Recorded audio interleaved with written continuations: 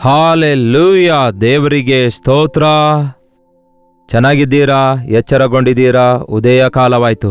ಬಹುಶಃ ನಿಮಗೆ ಮಧ್ಯಾಹ್ನ, ಸಾಯಂಕಾಲ ಆಗಿರ್ಬೋದು. ಯೂಟ್ಯೂಬ್ನಲ್ಲಿ ಸಂದೇಶ ಇರೋದ್ರಿಂದ ನೀವು ಯಾವುದೇ ಸಮಯದಲ್ಲಿ ನೋಡಿದ್ರೂ ಕೂಡ ನಿಮಗಿದು ಅನುಕೂಲವಾಗಿರುವುದರಿಂದ ಉದಯದಲ್ಲಿಯೇ ವೀಕ್ಷಿಸುವವರಿಗೋಸ್ಕರ ಅಂದರೆ ಪ್ರತಿದಿನ ಬೆಳಗ್ಗೆ 7 ಗಂಟೆಗೆಲ್ಲ ದಿನಾಲು ಅನುದಿನದ ಧ್ಯಾನ ನಿಮಗಾಗಿ ಪ್ರಸಾರ ಮಾಡ್ತಿದ್ದೇವೆ.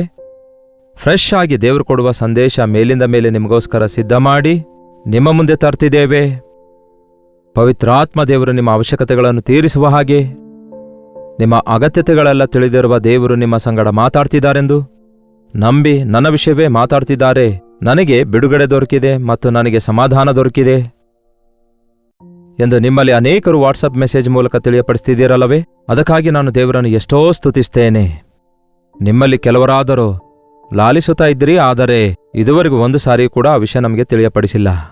ಹೇಳ್ರಿ, ನಿಜವಾಗ್ಲೂ ನೀವು ಆಶೀರ್ವದಿಸಲ್ಪಟ್ರೆ ಲೈಕ್ ಬಟನ್ ಒತ್ತುವುದು, ಶೇರ್ ಮಾಡುವುದು ಮಾತ್ರವಲ್ಲ, ನಿಮ್ಮ ಹೆಸರು ಊರು ಕಾಮೆಂಟ್ ಸೆಕ್ಷನ್ನಲ್ಲಿ ಬಂದು ಟೈಪ್ ಮಾಡುವುದು ಬಹಳ ಅವಶ್ಯಕವಾಗಿದೆ. ಅಷ್ಟೇ ಅಲ್ಲ, 8939731313 ನಂಬರ್ಗೆ ಇತರ ದೇಶದಿಂದಲೂ ವೀಕ್ಷಿಸುವುದಾದರೆ ಕೊಡಲ್ಪಟ್ಟ ಇದೇ ನಂಬರ್ಗಾಗಲಿ ಸ್ವಲ್ಪ ಟೈಮ್ ಸ್ಪೆಂಡ್ ಮಾಡಿ ಹೌ ಯು ಆರ್ ಬ್ಲೆಸ್ಡ್, ಹೇಗೆ ನೀವು ಆಶೀರ್ವದಿಸಲ್ಪಟ್ಟೀರೆಂದು ನಮಗೆ ತಿಳಿಸುವುದಾದರೆ, ಹಾಗೆ ನಿಮ್ಮ ಪ್ರಾರ್ಥನಾ ಮನವಿ ತಿಳಿಸುವುದಾದರೆ ನಿಮಗಾಗಿ ಪ್ರಾರ್ಥಿಸಲು ಸಿದ್ಧರಾಗಿದ್ದೇವೆ. ಬನ್ನಿ, ಈ ದಿನ ದೇವರು ಏನು ಹೇಳ್ತಾರೆ ಕೇಳೋಣ ಪ್ರಾರ್ಥನೆಯೊಂದಿಗೆ. ಪರಿಶುದ್ಧ ದೇವರೇ, ನಿಮಗೆ ವಂದನೆಗಳು. ಮತ್ತೊಂದು ದಿನ ಮತ್ತೊಂದು ನಿಮ್ಮ ವಾಕ್ಯಕ್ಕೋಸ್ಕರ ನಿಮ್ಮ ಸನ್ನಿಧಿಯಲ್ಲಿ ಕಾದುಕೊಂಡಿರುವಾಗ,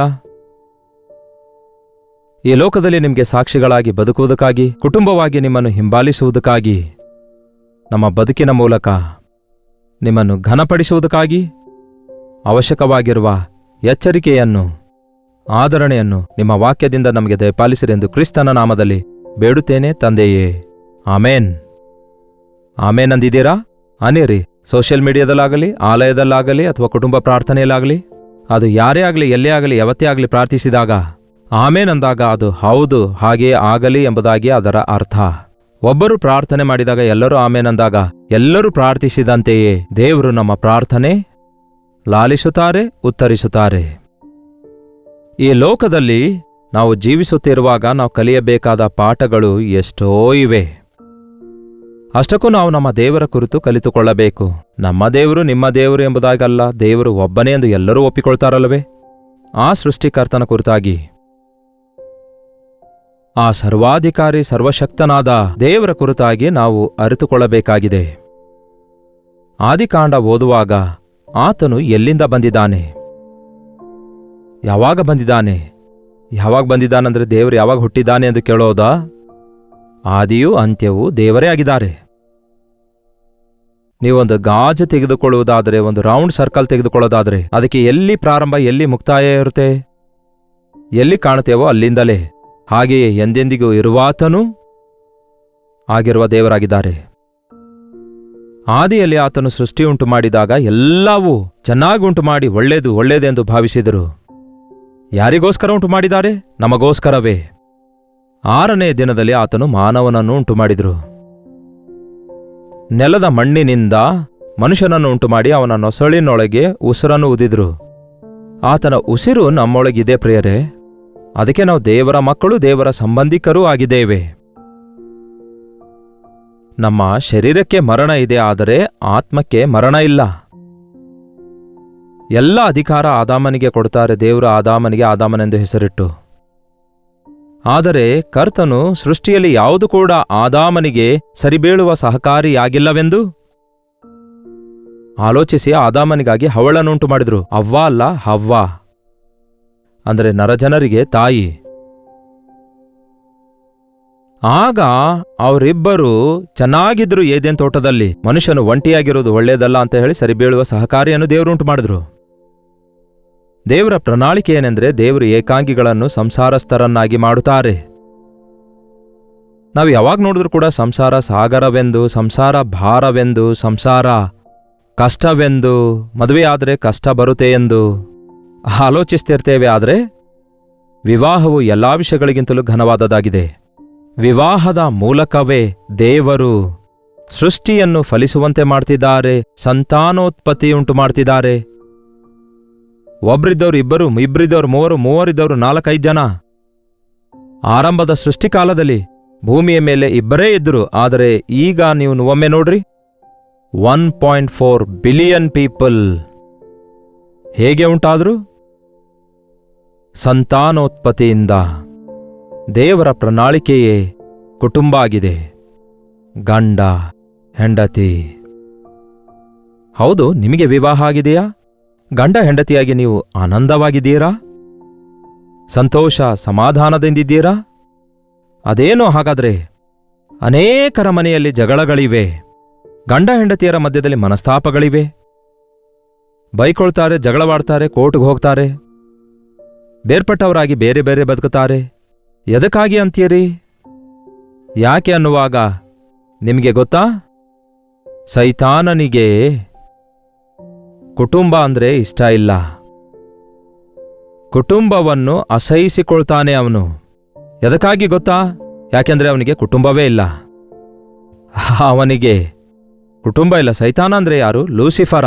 ದೇವರು ಉಂಟು ಮಾಡಿರುವ ದೂತಗಳಲ್ಲಿ ದೇವದೂತರಿಗೆ ಒಬ್ಬ ನಾಯಕ. There is no sex, there is no family. ಅದನ್ನು ದೇವರು ಮಾನವರಾಗಿರುವಂತಹ ನಮಗೆ ಸವಿಯಲು ಅನುಗ್ರಹಿಸಿದ್ದಾರೆ. ಒಬ್ಬರಿಗೊಬ್ಬರು ಸಹಾಯಕರಾಗಿರಲು, ಒಬ್ಬರಲ್ಲಿ ಒಬ್ಬರು ಆನಂದಿಸಲು ಅನುಗ್ರಹಿಸಿದ್ದಾರೆ. ಒಬ್ಬರ ಸಂಗಡಲೊಬ್ಬರು ಒಂದುಗೂಡಿ ಜೀವಿಸಿ ಫಲಿಸಿ ಅಭಿವೃದ್ಧಿ ಹೊಂದುವುದಕ್ಕಾಗಿ ದೇವರು ಕೊಟ್ಟಿದ್ದಾರೆ. ಅಂದಿನಿಂದ ಸೈತಾನನು ಆದಿಯಿಂದ ಚೆನ್ನಾಗಿರುವ ಆದಾಮ ಹವ್ವ ದಂಪತಿಯವರ ಮಧ್ಯದಲ್ಲಿ ತೂರಿಕೊಂಡು ಅವನ ಕುಯುಕ್ತಿಯ ಮಾತುಗಳಿಂದ ಮೋಸಗೊಳಿಸಿ ಮೊದಲು ಹವ್ವಳನ್ನು, ಹವ್ವಳ ಮೂಲಕ ಆದಾಮನನ್ನು ಆಧ್ಯಾತ್ಮಿಕವಾಗಿ ಪತನ ಸ್ಥಿತಿಗೆ ಕೊಂಡೊಯ್ತಾನೆ. ಅಂದಿನಿಂದ ಅವನ ಗುರಿ ಅದೇ ಆಗಿದೆ ಪ್ರಿಯರೇ. ಅದೇ ದಿನ ಕಾರ್ಯ ಮಾಡ್ತಾ ಇದೆ. ಈ ಅಂತ್ಯಕಾಲದಲ್ಲಿ ಮತ್ತಷ್ಟು ವಿಪರೀತವಾಗಿ ವಿವಾಹ ವ್ಯವಸ್ಥೆಯ ಮೇಲೆ ಸೈತಾನನು ದಾಳಿ ಮಾಡ್ತಿದ್ದಾನೆ. ವಿವಾಹದಲ್ಲಿ ಮಾಧುರ್ಯತೆ ಇಲ್ಲ, ಆನಂದವಿಲ್ಲ, ಸಮಾಧಾನವಿಲ್ಲ, ಅಭಿವೃದ್ಧಿ ಇಲ್ಲ, ಐಕ್ಯತೆ ಇಲ್ಲ, ಸಂತೋಷವಿಲ್ಲ. ಒಂದಲ್ಲ ಒಂದು ರೀತಿಯಲ್ಲಿ ಪ್ರತಿ ವಿವಾಹ ವ್ಯವಸ್ಥೆಯಲ್ಲಿ ಸೈತಾನನ್ನು ತೂರಿಕೊಂಡು ಆಸ್ತಿಗಳ ವಿಷಯದಲ್ಲಿ, ಕುಲದ ವಿಷಯದಲ್ಲಿ, ದುಡ್ಡಿನ ವಿಷಯದಲ್ಲಿ, ಈಗೋಗಳ ವಿಷಯದಲ್ಲಿ ಅವಕಾಶ ಕಲ್ಪಿಸಿ, ಒಂದು ವಿಧವಾದ ಆಟಿಟ್ಯೂಡ್ ಕಲ್ಪಿಸಿ, ಎಷ್ಟು ಜನ ಈ ದಿನ ಒಬ್ಬರನ್ನೊಬ್ಬರು ವಿಮರ್ಶಿಸಿಕೊಳ್ಳುವ ಸ್ಥಿತಿಯಲ್ಲಿ ಒಂದೇ ಹೃದಯ, ಒಂದೇ ಶರೀರವಾಗಿರಬೇಕಾದ ಗಂಡ ಹೆಂಡತಿಯರು ಒಬ್ಬರಿಂದ ಒಬ್ಬರು ಬೇರ್ಪಡ್ತಿದ್ದಾರೆ. ಇದು ಸೈತಾನನ ಕಾರ್ಯ. ನಿಮ್ಮ ಕುಟುಂಬದೊಳಗೆ ಸೈತಾನನು ತೂರಿಕೊಂಡು ಬರಲಾರದೇ ಇರಬೇಕಾದ್ರೆ ಗಂಡ ಹೆಂಡತಿಯರಾಗಿ ನೀವಿಬ್ಬರು ಏಕಮನಸ್ಸುಳ್ಳವರಾಗಿರಬೇಕು. ಯೇಸುವನ್ನು ನಿಮ್ಮ ಮಧ್ಯವರ್ತಿಯನ್ನಾಗಿ ಮಾಡಿಕೊಳ್ಳಬೇಕು. ಆತನೊಂದಿಗೆ ಒಟ್ಟಿಗೆ ಸೇರಿ ಜೀವಿಸುವುದನ್ನು ಅಭ್ಯಾಸ ಮಾಡಿಕೊಳ್ಳಬೇಕು. ಆಗ ಸೈತಾನನಿಗೆ ಅಲ್ಲಿ ಸ್ಥಳವಿರಲ್ಲ.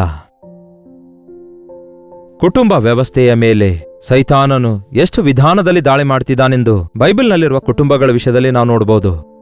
ಬೈಬಲ್ ಪೂರ್ತಿಯಾಗಿ ನೀವು ಓದುವುದಾದರೆ ಅನೇಕ ಕುಟುಂಬಗಳ ಕಥೆಯೇ ಇದಾಗಿದೆ. ಕುಟುಂಬಗಳನ್ನು ದೇವರು ತೋರಿಸುತ್ತಾರೆ. ಆದಾಮ ಹವ್ವ ಅವರ ಕುಟುಂಬದಲ್ಲಿ ಇಬ್ಬರು ಮಕ್ಕಳು ಬರ್ತಾರೆ, ಕಾಯಿನ ಹೇಬಲ ಎಂಬುದಾಗಿ. ಮತ್ತೆ ಸೈತಾನನು ಹಾಳು ಮಾಡ್ತಾನೆ. ಅಣ್ಣ ತಮ್ಮಂದರ ಮಧ್ಯ ದ್ವೇಷ, ಅಣ್ಣ ತಮ್ಮಂದರ ಮಧ್ಯ ಭಿನ್ನಮತ. ಈ ದಿನ ಈ ರೀತಿ ಎಷ್ಟು ಕುಟುಂಬಗಳಲ್ಲಿ ನಡೀತಿಲ್ಲ. ಒಂದೇ ತಾಯಿಯ ಹೊಟ್ಟೆಯಿಂದ ಹುಟ್ಟಿದ ಮಕ್ಕಳು ಒಬ್ಬರ ವಿರುದ್ಧ ಒಬ್ಬರು ಅಸೂಯೆ ಪಡೋದು, ಒಬ್ಬರ ಮೇಲೆ ಒಬ್ಬರು ದ್ವೇಷ ಪಡೋದು, ಒಬ್ಬರನ್ನೊಬ್ಬರು ಹೊಡ್ಕೊಳ್ಳೋದು, ಒಬ್ಬರನ್ನೊಬ್ಬರು ಸಾಯಿಸಿಕೊಳ್ಳೋದು ಆಸ್ತಿಗೋಸ್ಕರ. ಇದೆಲ್ಲ ಸೈತಾನನ ಕುತಂತ್ರ ಆಗಿದೆ. ಅವನು ಕೊಲೆಗಾರನಾಗಿದ್ದಾನೆ, ಕಳ್ಳನಾಗಿದ್ದಾನೆ, ಅವನೊಬ್ಬ ಮೋಸಗಾರನು. ನಾವು ದೇವರನ್ನು, ನಮ್ಮ ಸೃಷ್ಟಿಕರ್ತನನ್ನು ಜ್ಞಾಪಕ ಮಾಡಿಕೊಳ್ಳುವುದರ ಬದಲಿಗೆ, ದೇವರ ಮಾತು ಕೇಳುವುದರ ಬದಲಿಗೆ ಸೈತಾನನ ಮಾತು ಕೇಳಿ ಕುಟುಂಬವನ್ನೇ ಒಡೆದು ಹಾಕಿಕೊಳ್ತಿದ್ದೇವೆ. ಒಂದು ಸಮಯ ಬರೋಷ್ಟೊತ್ತಿಗೆ ಭೂಮಿಯ ಮೇಲಿರುವ ಕುಟುಂಬ ವ್ಯವಸ್ಥೆ ಎಲ್ಲವೂ ನಾಶವಾಗಿ ನೋಹಾನನ ಕಾಲದ ಹಾಗೆ ಯಾರು ಸಂಬಂಧದಲ್ಲಿ ಏನಾಗ್ತಾರೆಂದು ನೋಡದೆ ವ್ಯಭಿಚಾರ ಮಾಡುತ್ತಾ, ಪುರುಷರೊಂದಿಗೆ ಪುರುಷರು, ಸ್ತ್ರೀಯರೊಂದಿಗೆ ಸ್ತ್ರೀಯರು ಅಸಹ್ಯ ಕೃತ್ಯಗಳನ್ನು ನಡೆಸುತ್ತಾ ತಮಗೆ ತಾವೇ ಹಾನಿ ಮಾಡಿಕೊಳ್ತಾ ಬಲಾತ್ಕಾರದಿಂದ ತುಂಬಿಕೊಂಡಿರ್ತಾರೆ. ಕುಟುಂಬದ ಮೌಲ್ಯವೇ ಇಲ್ಲದಂತಾಗಿದೆ. ಅದಕ್ಕೆ ಕರ್ತನು ಕುಟುಂಬ ವ್ಯವಸ್ಥೆಗೆ ಬೆಲೆ ಕೊಟ್ಟಿರುವ ನೋಹಾನನ ಕುಟುಂಬ ಕಾಪಾಡ್ತಾರೆ. ಆ ಗಂಡ ಹೆಂಡತಿಯರೊಬ್ಬರು ಏಕಮನಸ್ಸುಳ್ಳವರಾಗಿ ತನ್ನ 3 ಮಂದಿ ಮಕ್ಕಳನ್ನು, ಅಷ್ಟೇ ಅಲ್ಲ ತಮ್ಮ 3 ಜನ ಸೊಸೆಯಂದಿರನ್ನು ದೇವರಿಗಾಗಿ ಸಂಪಾದಿಸಿಕೊಂಡು ನೀತಿ ನ್ಯಾಯದಿಂದ ದೇವರನ್ನು ಹಿಂಬಾಲಿಸುವ ಕುಟುಂಬವನ್ನು ದೇವರು ಆರಿಸಿಕೊಂಡು ಮತ್ತೊಂದು ನೂತನವಾದ ಜನಾಂಗವನ್ನೇ ಪ್ರಾರಂಭಿಸಬೇಕೆಂದು ದೇವರು ಆಶಿಸಿದರು. ಅವರಿಂದ ಪ್ರಾರಂಭಗೊಂಡ ಕುಟುಂಬದೊಳಗೆ ಮತ್ತೆ ಸೈತಾನನು ತೂರಿಕೊಂಡು ಬೀಳಿಸುವುದನ್ನು ಗಮನಿಸ್ತೇವೆ. ನೀವು ಹೇಗಿದ್ದೀರಿ? ನಿಮ್ಮ ತಂದೆ ತಾಯಿ ಹೇಗಿದ್ದಾರೆ? ನಿಮ್ಮ ಕುಟುಂಬದಲ್ಲಿ ಐಕ್ಯತೆ ಇದೆಯಾ? ನಿಮಗೂ ನಿಮ್ಮ ಮಕ್ಕಳೊಂದಿಗೂ ನಿಮ್ಮ ಕುಟುಂಬದಲ್ಲಿ ಐಕ್ಯತೆ ಇದೆಯಾ? ಅನೇಕ ಸಾರಿ ಪಿತೃಗಳ ದೋಷವು, ಪಿತೃಪಾರಂಪರ್ಯವಾಗಿರುವ ವ್ಯರ್ಥ ಕಾರ್ಯಗಳು ನಮ್ಮ ಕುಟುಂಬಗಳಲ್ಲಿ ಸೈತಾನನ ಶಕ್ತಿಗಳು ಕೆಲಸ ಮಾಡುವುದಕ್ಕಾಗಿ ಇಲ್ಲವೇ ಕಾರ್ಯ ಮಾಡುವುದಕ್ಕಾಗಿ ಅವಕಾಶ ಕೊಡ್ತವೆ. ಅದಕ್ಕೆ ಯೇಸು ಕ್ರಿಸ್ತನು ಈ ಲೋಕಕ್ಕೆ ಬಂದು ನಿರ್ದೋಷವೂ ನಿಷ್ಕಳಂಕವೂ ಆಗಿರುವ ತನ್ನ ರಕ್ತವನ್ನು ಸುರಿಸಿ ಪಿತೃಪಾರಂಪರ್ಯವಾಗಿರುವ ವ್ಯರ್ಥ ನಡವಳಿಕೆಯಿಂದ ನಾವು ಬಿಡುಗಡೆ ಹೊಂದುವ ಹಾಗೆ, ಪಾಪದ ಬೀಜದಿಂದ ನಾವು ಪರಿಶುದ್ಧಗೊಳಿಸಲ್ಪಡುವ ಹಾಗೆ, 3-4 ತಲೆಮಾರಿನವರೆಗೂ ಬೆನ್ನಟ್ಟುವಂತಹ ಶಾಪದಿಂದ ನಮ್ಮನ್ನು ತಪ್ಪಿಸುವುದಕ್ಕಾಗಿ ಕಲ್ವರಿ ಶಿಲುಬೆಯ ಮೇಲೆ ನಮಗೋಸ್ಕರ ಶಾಪವಾದನು. ನಮ್ಮ ಪಾಪವನ್ನು ಹೊತ್ತಿಕೊಂಡನು. ಗಂಡನಾದ ನಿಮ್ಮ ಪಾಪವನ್ನು, ಹೆಂಡತಿಯಾದ ನಿಮ್ಮ ಪಾಪವನ್ನು, ಮಕ್ಕಳಾದ ನಿಮ್ಮ ಪಾಪವನ್ನು, ಪ್ರತಿಯೊಬ್ಬರ ಪಾಪವನ್ನು, ಲೋಕ ಪಾಪವನ್ನೆಲ್ಲ ಹೊತ್ತುಕೊಂಡು ಹೋಗುವ ದೇವರ ಕುರಿಮರಿಯಂತೆ ಈ ಲೋಕಕ್ಕೆ ಬಂದರು. ಕುಟುಂಬವನ್ನು ಕಟ್ಟುವುದಕ್ಕಾಗಿ ಕ್ರಿಸ್ತನ ಕೇಂದ್ರೀಕೃತವಾದ ಕುಟುಂಬ ಆಶೀರ್ವದಿಸಲ್ಪಡುತ್ತೆ. ನಿಮ್ಮ ಕುಟುಂಬಕ್ಕೆ ಯೇಸುವನ್ನು ಶಿರಸನ್ನಾಗಿ ಮಾಡಿಕೊಳ್ಳಿರಿ. ನನ್ನಿಷ್ಟ ಎನ್ನುವುದನ್ನು ಬಿಟ್ಟುಬಿಡೋಣ. ಕರ್ತನ ಚಿತ್ತ ಮಾಡೋಣ ಎಂಬುದ ಗಂಡ ಹೆಂಡತಿ ಏಕಮನಸ್ಸುಳ್ಳವರಾಗಿರುವುದಾದರೆ ಪರಲೋಕ ಅವರ ಮನೆಯಲ್ಲಿರುತ್ತೆ. ನಿಮ್ಮ ಮಕ್ಕಳನ್ನು ಲೋಕದಲ್ಲಿ ದೊಡ್ಡ ವ್ಯಕ್ತಿಗಳನ್ನಾಗಿ ಮಾಡಬೇಕೆಂಬ ಆಸೆ ಇಲ್ಲದೆ ದೇವರ ದೃಷ್ಟಿಯಲ್ಲಿ ದೊಡ್ಡ ವ್ಯಕ್ತಿಗಳಾಗಿರಬೇಕು. ದೇವರ ವಾಕ್ಯದಿಂದ, ದೇವರಲ್ಲಿನ ಭಯಭಕ್ತಿಯಿಂದ ಅವರನ್ನು ಬೆಳೆಸುವುದಾದರೆ ಅವರು ದೊಡ್ಡವರಾದ ಮೇಲೆ ನಿಮ್ಮನ್ನು ತೊಲಗಿ ಹೋಗೋದಿಲ್ಲ, ನಿಮ್ಮನ್ನು ಅಂಟಿಕೊಂಡಿರ್ತಾರೆ. ನಿಮ್ಮ ಮಕ್ಕಳು ಬಲಿಷ್ಠನ ಕೈಯಲ್ಲಿರುವ ಅಂಬುಗಳಂತಿರ್ತಾರೆ. ಯೌವನದಲ್ಲಿ ನಿಮಗೆ ಹುಟ್ಟಿರುವಂತಹ ಆ ನಿಮ್ಮ ಮಕ್ಕಳು. ನಿಮ್ಮ ಕುಟುಂಬದಲ್ಲಿ ನಿಜವಾದ ಸಮಾಧಾನ ಇಲ್ಲದಿದ್ದರೆ ಏನ್ ಪ್ರಯೋಜನ? ಎಷ್ಟೇ ಸಾಧಿಸಿದ್ರೂ ಕೂಡ ಹೊರಗೆ ಹುಲಿ ಮನೆಯೊಳಗೆ ಇಲಿ ಎನ್ನುವಂತೆ ಹೊರಗೆ ಹೋದ್ರೆ ದೊಡ್ಡ ದೊಡ್ಡ ಅಧಿಕಾರಿಯು, ಆಫೀಸರು, ಪಾಲಿಟಿಷಿಯನ್ಸ್ ಆಗಿರ್ತೀರಿ, ಸೆಲೆಬ್ರಿಟಿ ಆಗಿರ್ತೀರಿ. ಆದರೆ ಮನೆಗೆ ಬಂದ್ರೆ ಮಾತ್ರ ಐಕ್ಯತೆ ಇರಲ್ಲ, ಪ್ರೀತಿ ಇರಲ್ಲ, ಸಮಾಧಾನ ಇರಲ್ಲ, ಕುಟುಂಬವೇ ಇರಲ್ಲ. ಅದು ಆಶೀರ್ವಾದವೇ ಅಲ್ಲ. ದೇವರಿಂದ ಆಶೀರ್ವದಿಸಲ್ಪಟ್ಟ ಕುಟುಂಬದಲ್ಲಿ ಪ್ರತಿದಿನ ಸಮೃದ್ಧಿ ಇರುತ್ತೆ. ನಿಮ್ಮ ಸಂತಾನದಿಂದ, ನಿಮ್ಮ ಮಕ್ಕಳ ಮಕ್ಕಳೊಂದಿಗೆ ನೀವು ಆನಂದಿಸುತ್ತಿರುವಾಗ ಅದೇ ಆಶೀರ್ವದಿಸಲ್ಪಟ್ಟ ಕುಟುಂಬ ಆಗಿರುತ್ತೆ. ಯೇಸು ಕ್ರಿಸ್ತನ ರಕ್ತದ ಮೂಲಕ ನಾವು ನಮ್ಮ ಪೂರ್ವಿಕರ ದೋಷದಿಂದ ಬಿಡುಗಡೆ ಹೊಂದಬಲ್ಲೆವು, ಬಿಡಿಸಲ್ಪಡುವೆವು. ಪರಿಶುದ್ಧಾತ್ಮನ ಅಭಿಷೇಕದ ಮೂಲಕ ನಮ್ಮ ಕುಟುಂಬದ ಸುತ್ತಲೂ ದೇವರ ಬೇಲಿ ಇರೋದಷ್ಟೇ ಅಲ್ಲ, ಫಲಿಸಿ ಅಭಿವೃದ್ಧಿ ಹೊಂದಬಲ್ಲೆವು. ಅದಕ್ಕೆ ನಿಮ್ಮ ಮನೆಯಲ್ಲಿ ಕುಟುಂಬ ಪ್ರಾರ್ಥನೆ ಪ್ರಾರಂಭಿಸಿರಿ. ಬಹಳಷ್ಟು ಜನ ಹೇಳ್ತಿರ್ತಾರೆ, ಪ್ರತಿದಿನ ರಾತ್ರಿ 9 ಗಂಟೆಗೆ ಕುಟುಂಬ ಪ್ರಾರ್ಥನೆ ಇಟ್ಕೊಳ್ತಿದ್ದೇವೆಂದು. ಕರ್ತನು ಅನುಗ್ರಹಿಸುವ ವಾಕ್ಯ ಧ್ಯಾನಿಸ್ತೇವೆ ಅನ್ನುತ್ತಾರೆ. ಇನ್ನು ಹಳ್ಳಿಯೂರವರು ಕೂಡ ಹೇಳ್ತಾರೆ, ಪ್ರತಿದಿನ ರಾತ್ರಿ ನಮ್ಮ ಕುಟುಂಬ ಪ್ರಾರ್ಥನೆ ಮುಗಿಸಿ 7 ಗಂಟೆಗೆ ಶುಭವಾರ್ತೆ ಚಾನಲಲ್ಲಿ ವಾಕ್ಯ ಕೇಳ್ತೇವೆ. ಊಟ ಮುಗಿಸಿ ಮತ್ತೆ ರಾತ್ರಿ 8 ಗಂಟೆಗೆ ಆರಾಧನಾ ಟಿವಿಯಲ್ಲಿ ವಾಕ್ಯ ಕೇಳ್ತಿದ್ದೇವೆ ಅನ್ನುತ್ತಾರೆ. ಈಗ ಹೀಗೆ ಸೋಷಿಯಲ್ ಮೀಡಿಯಾದ ಮೂಲಕ ಮತ್ತಷ್ಟು ವಾಕ್ಯ ಕೇಳಿ ನಾವು ಆಧ್ಯಾತ್ಮಿಕ ಬಲಗೊಳ್ತಿದ್ದೇವೆ ಅನ್ನುತ್ತಿದ್ದಾರೆ. ನಿಮ್ಮಲ್ಲಿ ಎಷ್ಟು ಜನ ಟಿವಿ ಕಾರ್ಯಕ್ರಮ ನೋಡ್ತಾ ಇದ್ದೀರಿ? ಕಲ್ವರಿ ದರ್ಶನ ಎಂಬ ಟಿವಿ ಕಾರ್ಯಕ್ರಮ ಕಳೆದ 20 ವರ್ಷಗಳಿಂದ ಶುಭವಾರ್ತೆ ಆರಾಧನೆ ಚಾನಲ್ಗಳಲ್ಲಿ ಪ್ರತಿದಿನ ರಾತ್ರಿ 7 ಗಂಟೆಗೆ 8 ಗಂಟೆ ಪ್ರಸಾರವಾಗ್ತಿವೆ. ಅಷ್ಟು ಮಾತ್ರವಲ್ಲ, ಪ್ರತಿದಿನ ಬೆಳಗ್ಗೆ 6 ಗಂಟೆಗೆ ಮಾ ಮೂವೀಸ್ನಲ್ಲಿ, 6 ಗಂಟೆಗೆ ಅನುದಿನದ ಮನ್ನಾ ಫೇಸ್ಬುಕ್ನಲ್ಲಿ, 6ವರೆಗೆ ಮಾ ಮೂವೀಸ್ನಲ್ಲಿ ಮತ್ತು 7 ಗಂಟೆಗೆ ಯೂಟ್ಯೂಬ್ನಲ್ಲಿ 3 ಸಾರಿ ದೇವರ ವಾಕ್ಯವನ್ನು ಸಾರುತ್ತಿದ್ದೇವೆ. ವಾಕ್ಯದ ಮೂಲಕ, ದೇವರ ಮಾತಿನ ಮೂಲಕ ನಮ್ಮ ಕುಟುಂಬ ಕಟ್ಟಿಕೊಳ್ಳಬೇಕು. ನನ್ನ ಮಾತು ಕೇಳಿ ಆಳವಾದ ಆಸ್ತಿವಾರದ ಮೇಲೆ ತನ್ನ ಮನೆಯನ್ನು ಕಟ್ಟಿಕೊಳ್ಳುವವನು ಧನ್ಯನು. ತುಫಾನು ಬಂದ್ರು, ಹಳ್ಳ ಬಂದ್ರು, ಶೋಧನೆ ಬಂದ್ರು ಆ ಮನೆ ನಿಲ್ಲುತ್ತದೆ. ನಮ್ಮ ಕುಟುಂಬವನ್ನು ಒಡೆದು ಹಾಕಬೇಕೆಂದು ಸೈತಾನನು ಪ್ರಯತ್ನಿಸುತ್ತಿದ್ದಾನೆ. ನಮ್ಮ ಕುಟುಂಬವನ್ನು ಕಟ್ಟಿ ನಮ್ಮನ್ನು ತನ್ನ ಸಾಕ್ಷಿಯಾಗಿ ನಿಲ್ಲಿಸಿಕೊಳ್ಳಬೇಕೆಂದು ಕರ್ತನು ಆಶಿಸುತ್ತಿದ್ದಾರೆ. ಆ ರೀತಿಯಾಗಿ ಮಾಡಲು ಪವಿತ್ರಾತ್ಮನು ನಮಗೆ ಬಲ ಕೊಡ್ತಿದ್ದಾರೆ. ಕರ್ತನೇ, ನನ್ನ ಕುಟುಂಬವನ್ನು ಕಟ್ಟಿರಿ, ನನ್ನ ಮನೆಯನ್ನು ಪರಲೋಕವನ್ನಾಗಿ ಮಾಡಿರಿ. ಸಮಾಧಾನ ಸಂತೋಷಗಳಿಂದ ಮಕ್ಕಳೊಂದಿಗೆ, ಮಕ್ಕಳೊಂದಿಗೆ ಅಭಿವೃದ್ಧಿಯಾಗುವ ಹಾಗೆ ಕುಟುಂಬವನ್ನಾಗಿ ನಮ್ಮ ಕುಟುಂಬ ಆಶೀರ್ವದಿಸಿರಿ ಎಂದು ಬೇಡಿಕೊಳ್ಳೋಣವೇ? ಪ್ರಾರ್ಥನೆ. ಪರಿಶುದ್ಧ ದೇವರೇ, ಪ್ರೀತಿಯುಳ್ಳ ತಂದೆಯೇ, ಜ್ಞಾನವುಳ್ಳ ಸ್ತ್ರೀ ತನ್ನ ಮನೆ ಕಟ್ಟಿಕೊಳ್ಳುವಳು, ಮೂಢಳು ತನ್ನ ಕೈಯಾರೆ ಕೆಡವಿಕೊಳ್ಳುವಳು ಎಂದು ನಿಮ್ಮ ವಾಕ್ಯ ಹೇಳಿದಂತೆ, ಆ ದಿನ ಹವ್ವಳ ಹಾಗೆ ಈ ದಿನ ಅನೇಕ ಜನ ಸ್ತ್ರೀಯರು ಸೈತಾನನಿಗೆ ಕಿವಿಗೊಟ್ಟು ತಮ್ಮ ಕುಟುಂಬ ಕೆಡವಿ ಹಾಕಿಕೊಳ್ಳುತ್ತಿರುವ ಭಯಂಕರವಾದ ಪರಿಸ್ಥಿತಿಯಲ್ಲಿದ್ದಾರೆ. ಅನೇಕ ಮಂದಿ ಪುರುಷರು ತಮ್ಮ ಕುಟುಂಬವನ್ನು ಸಂರಕ್ಷಿಸಬೇಕಾದವರು, ಕುಟುಂಬಕ್ಕೆ ಶಿರಸ್ಸಾಗಿರಬೇಕಾದವರು, ಕುಡುಕರಾಗಿಯೂ ಜೂಜಾಡುವವರಾಗಿಯೂ ಬೇಜವಾಬ್ದಾರರಾಗಿದ್ದು ತಮ್ಮ ಕುಟುಂಬವನ್ನು, ದೇವರು ಕೊಟ್ಟ ಆಶೀರ್ವಾದಗಳನ್ನು ಕಳಕೊಳ್ಳುತ್ತಿದ್ದಾರೆ. ಹೀಗೆ ಸೈತಾನನಿಂದ ಪೀಡಿಸಲ್ಪಡುವಂಥವರನ್ನು ನಜರೇತಿನ ಯೇಸುಕ್ರಿಸ್ತನ ನಾಮದಲ್ಲಿ ಅವರಿಗೆ ಬಿಡುಗಡೆ ಘೋಷಿಸುತ್ತೇವೆ. ಯಾರ್ಯಾರು ಯಾವ್ಯಾವ ಸ್ಥಳದಿಂದ ಈ ಸಂದೇಶ ಕೇಳ್ತಿದಾರೋ ಅಂಥವರು ಮನೆ ಯಜಮಾನನಾಗಿರಲಿ, ಯಜಮಾನಳಾಗಿರಲಿ, ಪರಿಶುದ್ಧಾತ್ಮದೇವರು ಅವರನ್ನು ದರ್ಶಿಸಿ ಆ ಕುಟುಂಬದಲ್ಲಿರುವ ಕಲಹಗಳನ್ನು, ವಿಭೇದಗಳನ್ನು, ಶಾಪಗಳನ್ನು, ಕೇಡನ್ನು, ಸಮಸ್ತ ವಿಧವಾದ ಸೈತಾನನ ಕಾರ್ಯಗಳಿಂದ ಬಿಡುಗಡೆ ಹೊಂದಿ ಅಭಿವೃದ್ಧಿಯಾಗಲು ಸಹಾಯ ಮಾಡಿರೆಂದು ಕ್ರಿಸ್ತನ ನಾಮದಲ್ಲಿ ಬೇಡುತ್ತೇನೆ ತಂದೆಯೇ. ಆಮೇನ್.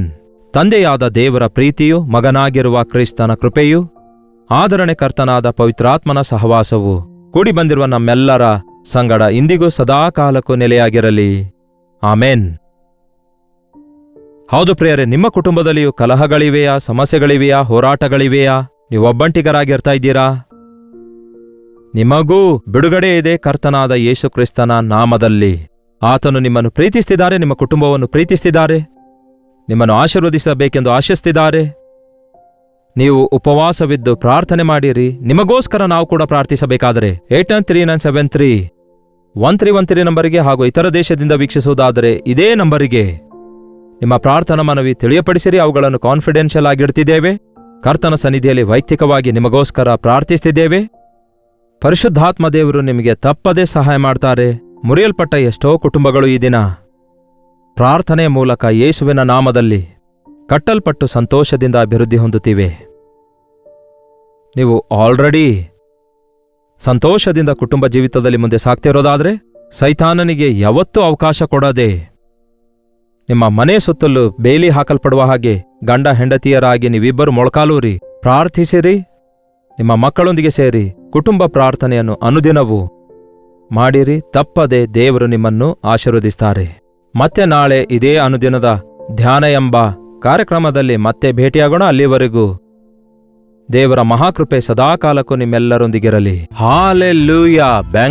ಬೆಂಗಳೂರಿನ ಸುತ್ತಮುತ್ತಲಿರುವಂಥವರೆಲ್ಲರಿಗೂ ಶುಭವಾರ್ತೆ.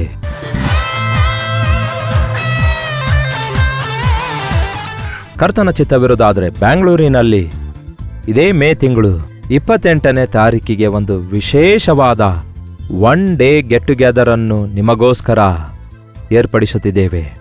ಮಧ್ಯಾಹ್ನ 2 ಗಂಟೆಯಿಂದ 5 ಗಂಟೆಯವರೆಗೂ, ಸಾಯಂಕಾಲ 6 ಗಂಟೆಯಿಂದ ರಾತ್ರಿ 9 ಗಂಟೆಯವರೆಗೂ ನಡೆಯುವ ಈ 2 ಸೆಷನ್ಸ್ಗಳಲ್ಲಿ ಪಾಲ್ಗೊಂಡು ದೈವಾಶೀರ್ವಾದ ಹೊಂದಿಕೊಳ್ಳಿರಿ.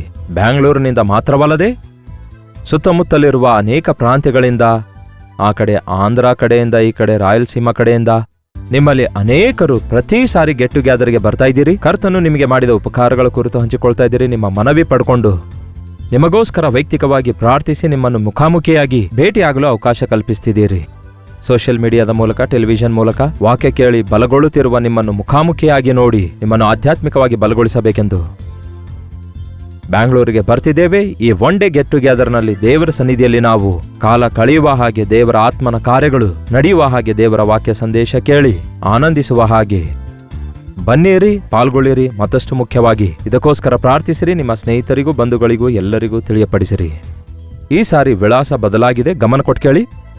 Jesus calls prayer tower, Netaji road, Frazer town, near cantonment railway station, Bengaluru. ಇನ್ನೂ ಹೆಚ್ಚಿನ ವಿವರ ನಿಮಗೆ ಬೇಕಾಗುವುದಾದರೆ QR ಕೋಡ್ ಸ್ಕ್ಯಾನ್ ಮಾಡಿಕೊಳ್ಳಿರಿ. ಇಲ್ಲವೇ 8939393939 ನಂಬರ್ಗೆ ಕಾಲ್ ಮಾಡಿ. ತಪ್ಪದೇ ಬರ್ತಿರಲ್ಲವೇ? ನಿಮ್ಮ ಸ್ನೇಹಿತರನ್ನು, ಬಂಧುಗಳನ್ನು ಎಲ್ಲರನ್ನೂ ಕರತನ್ನಿರಿ. ನಿಮಗೋಸ್ಕರ ವಿಶೇಷವಾಗಿ ಪ್ರಾರ್ಥಿಸಬೇಕೆಂದು, ದೇವರ ವಾಕ್ಯದಿಂದ ನಿಮ್ಮನ್ನು ಬಲಪಡಿಸಬೇಕೆಂದು ನಾವು ಆಶಿಸುತ್ತಿದ್ದೇವೆ. ಬನ್ನಿರಿ, ಪಾಲ್ಗೊಳ್ಳಿರಿ, ದೈವಾಶೀರ್ವಾದ ಹೊಂದಿಕೊಳ್ಳಿರಿ.